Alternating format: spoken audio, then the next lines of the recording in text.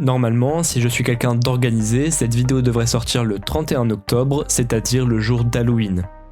Je vous apprends rien, mais Halloween c'est la fête de l'horreur, c'est la fête de ce qui fait peur, dans laquelle on va retrouver nos amis déguisés en quelque chose d'horrifique, pour aller pourquoi pas récolter quelques bonbons.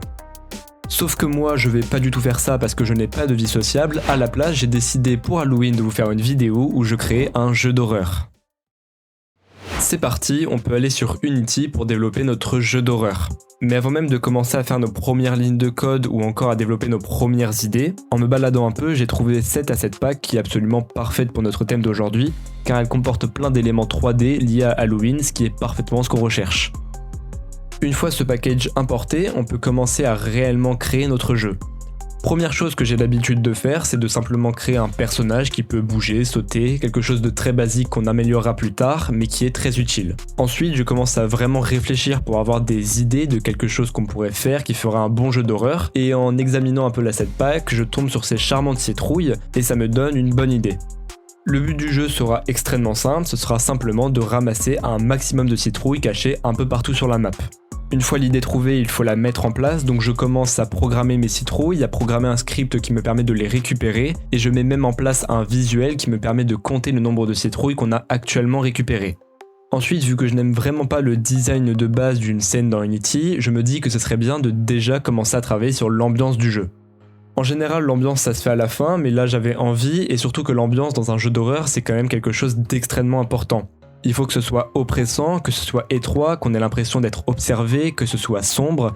Heureusement, l'asset pack est là pour nous aider. Elle possède plein de choses super comme ses grillages, et en parallèle moi je vais créer mes propres modèles 3D sur Blender qui pourront venir se rajouter. Je modifie également le ciel, la lumière et rajoute 2-3 effets.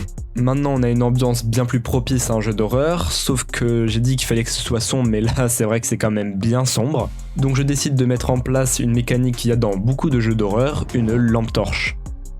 Comme je l'ai dit, la lampe torche c'est un mécanisme qu'on retrouve dans beaucoup de jeux d'horreur.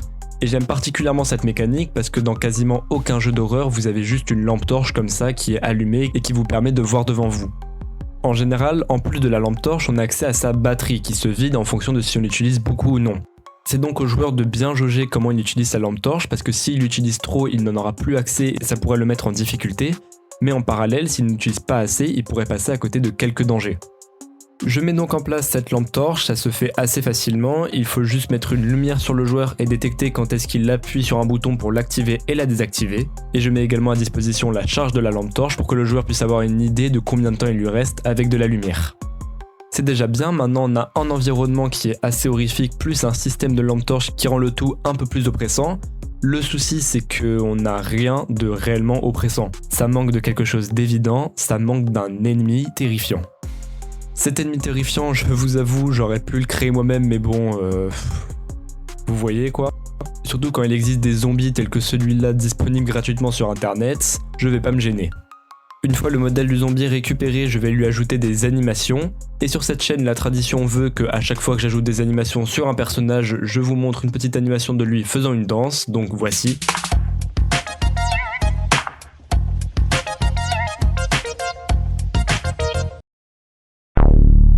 Et après cela, je l'importe évidemment dans notre projet. Ensuite, il est temps de coder notre zombie, et j'ai décidé que notre zombie, plutôt que de se balader aléatoirement sur la carte, irait constamment vers le joueur, mais à très faible allure. Ce qui permettra le joueur de pouvoir le semer, mais vu que c'est une sorte de labyrinthe, il se peut que des fois, il se retrouve nez à nez avec le zombie. Et à ce moment-là, si le zombie le voit, il va commencer à courir pour le rattraper, et moi je trouve que ça fait un peu peur. Maintenant on a un résultat qui commence vraiment à me plaire, mais il y a un problème, c'est qu'à chaque fois que j'essaye de fuir mon zombie, je peux pas, pour la simple et bonne raison que j'ai oublié d'ajouter la capacité de courir sur mon joueur. C'est quelque chose qui s'implémente assez facilement, et en plus de ça je vais faire comme la lampe torche, c'est-à-dire que je vais ajouter une barre d'endurance qui permettra au joueur de contrôler sa vitesse pour pas qu'il court tout le temps. Là maintenant on commence à avoir quelque chose de vraiment intéressant, sauf qu'il nous reste un dernier très gros problème, je vous le montre en image. Si notre zombie nous court dessus, ça fait peur oui, mais dès qu'il nous a attrapés, il se passe rien. Et vous savez très bien ce il manque quelque chose comme ça.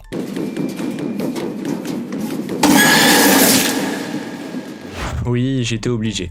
Ça, c'est ce qu'on appelle un screamer, vous connaissez forcément, c'est présent dans les jeux vidéo, dans les films, et c'est d'ailleurs ce qui manque actuellement à mon jeu. Donc je vais mettre ce système en place et la première chose que je fais, c'est d'aller chercher un son qui pourrait bien rentrer à ce moment-là. Après quelques courtes recherches, je tombe sur ceci. C'est parfait et je l'importe donc dans Unity. Une fois le son importé, je commence tranquillement à mettre le système en place et je dois vous raconter un truc qui m'a un peu fait peur, c'est que la première fois que j'ai lancé le son dans Unity, ça a donné ce résultat.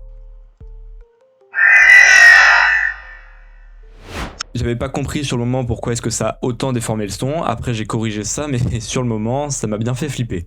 Bref, tout ça pour dire qu'au fur et à mesure ça donne un résultat de plus en plus convaincant jusqu'à ce que j'obtienne un truc comme ça, dont je suis satisfait. Maintenant notre jeu est bien plus complet que ce à quoi il ressemblait au début, il y a plus d'éléments, plus d'idées, plus de mécanismes, et je me dis que pour exploiter au mieux toutes ces mécaniques, il est temps de s'attaquer à la dernière phase de notre projet, faire la map finale. La map finale elle est plus grande, elle possède plus de citrouilles qu'il faut réussir à ramener à cette sorcière pour finir le jeu. Elle possède aussi de nouvelles mécaniques de gameplay que je vais pas vous spoiler ici car si vous voulez le jeu est disponible dans la description. En plus de ça, j'ai ajouté plein d'effets sonores pour rendre le jeu plus propice à des jeux d'horreur et j'ai légèrement amélioré l'atmosphère.